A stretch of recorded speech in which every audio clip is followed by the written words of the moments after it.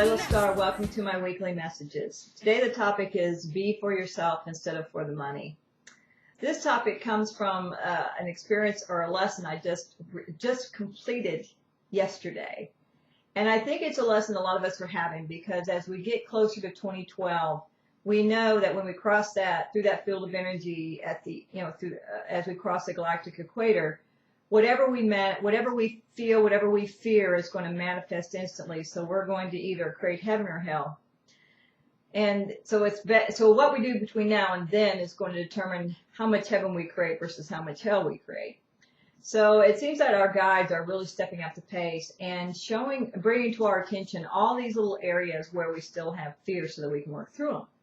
Well, this one is like I said, I think it's common to a lot of people, especially as women, because we are taught not to be for ourselves. We're taught to nurture everybody else but not take care of ourselves. So as we learn to take care of ourselves, we still struggle, a lot of us, where money is involved. In other words, when we have to choose between going for what we really want and setting boundaries and sticking to our boundaries and our criteria, our list of what I want in a guy or what I want in a roommate or what I want in a job, we will tend to throw that list aside if our money fears get triggered. So I wanted to share with you a lesson I just went through. It's kind of embarrassing, but I'll say it anyway, with the idea that hopefully I'll remember to explain to you where when a lesson is in play. So I want to also add that in. Okay, so a little background on the lesson. In the last few years, I started I bought this house that I live in because it was going to be my office. I do a lot of workshops, have a lot of people come in for workshops, but we were having a lot of challenges with hotels in the area that I lived in. So what I decided to do was buy a house where I could turn a lot of the rooms into rooms for my workshop clients. So when I bought it, I did, and I had a lot of fun, decorating it as like a vintage bed and breakfast, and it's very comfortable.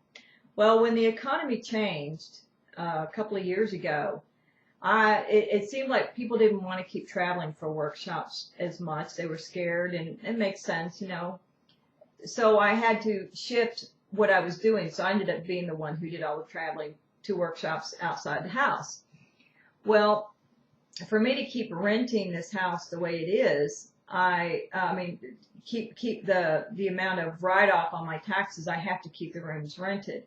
So I decided to go ahead and start renting the rooms, or at least 2 of them, full term. Plus, I decided after my dad died, I really didn't want to live alone anymore. So I thought, well, I could take care of both, and I could not live alone and also keep the tax status the way it is, and it's always nice to have a little bit of extra rental income, especially with the price of everything going up. So I did, and overall it has worked very well. But recently, like I said, this lesson came cropping up. And the guides always use different things in your life as stages to help you learn a lesson. For me, it is about choosing to stick to my criteria for a roommate, even if it means I may lose a month's rent because I don't get a room rented.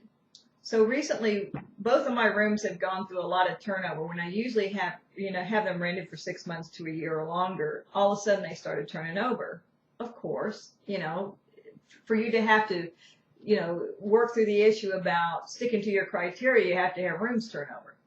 So the rooms are turning over, and lately, it just seemed like a real struggle. Well, to make a long story short, one of my rooms I've rented twice in a matter of 3 months to 2 different people, both of which I moved out because they ended up being way too much drama. Having had chronic fatigue, I have to have a tranquil environment. And if I don't, the stress just takes me down, takes my health down. So I have to create, a very tranquil, peaceful place. So having a tranquil environment and roommates can be done, but it takes a long time to find the right match. Well, having gone through 2 of those and it costing me financially, I felt like I had learned my lesson. But obviously the universe said, no, you haven't really. So what happens is my long-term rental on my other room changes. This person takes a job in New York, their dream job, and so I have to find another roommate. Well, it's getting close to the end of the month, and I haven't rented the room, so they paid up to us, to the end of the month, but then I have to find somebody else. Well, I've gone through a series of people looking for the right person, and then all of a sudden I thought I had the right person, an older man, a lot like my dad, an engineer, who it'd be the downstairs room. Well, there were red flags all over that one, but I was willing to overcome them or ignore them because it was the end of the month. So that's what I did before the other two. And I said, yeah, this will work. Well, then he never calls back, so I figured, well, that's not going to happen, right? Then the next thing you know, he calls me out of the blue, and he's like, yeah, I'd really like to take the room. I said, okay, that's great. He said, but I want to bring my dog. I'll go, what? Your dog? His dog has cancer. So now, and he's willing to pay me, more money to bring the dog if I'm willing to accept it. So here I am being tempted. Because one of my criteria is no dogs. No other animals. I have 2 dogs. That's enough. Am I willing to put my criteria aside because the money fear is being triggered? Well, I figured because he came back around, I'm supposed to be open to it. So I said, well, bring your dog over and let me check. Let me at least meet the dog. And as we talked, every objection that I had to it, he was willing to overcome with more money, more money, more money. Well, I'm like, oh, I don't know. This was a really big struggle. Another week goes by, and no one has called on the room, which is unusual. And now I really have to make a decision. And it may cost me another month, and with no rent, which that's going to hurt financially. So I realized that's the setup. I am set up. I've got somebody who's willing to hand the money to me, but I have to put my criteria aside. Am I going to do it again? Well, when I really thought about it, I decided, nope, you know what? I'm going to do what I was told by the guides, feel the fear, and do it anyway. So I said, I feel the fear that I'm not going to be able to rent this room next month and it's going to cost me. But I know that if I take this person on, I'm going to have a problem. Dogs who have cancer because there was somebody who is very angry and they've taken it on and to the point that it's cancerous, it's so toxic. So, and plus the guy was coming out of a very nasty divorce. So which I found out as well. So I thought, nope, not going to do it. And when I made that decision, I felt good, but at the same time, I felt very scared.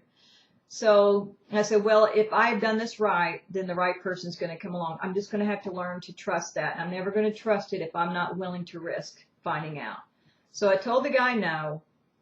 And, what I did was I quoted him, I told him I'd get back to him. So I gave him an exorbitant amount of rent, plus all these outrageous criterias. And of course he declined. But at least I was willing to try. And I thought, well, if I'm supposed to have him here because of boundary lessons, and okay, I've got to make it at least, palatable for myself. But fortunately he declined. So you know that you've learned it. Because the very quickly the right thing, the thing that you've finally chosen for, will come through. So 2 days later, I put the ad back in the paper, and guess what? The right person comes along, the room is rented.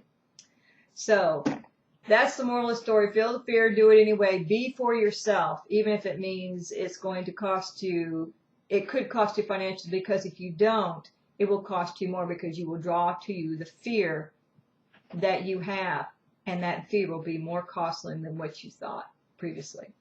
So that's it for today. Have a great week. Teleconference is on June 15th. Hope to see you or hear from you on that. Take care. I can't even talk. Okay, bye.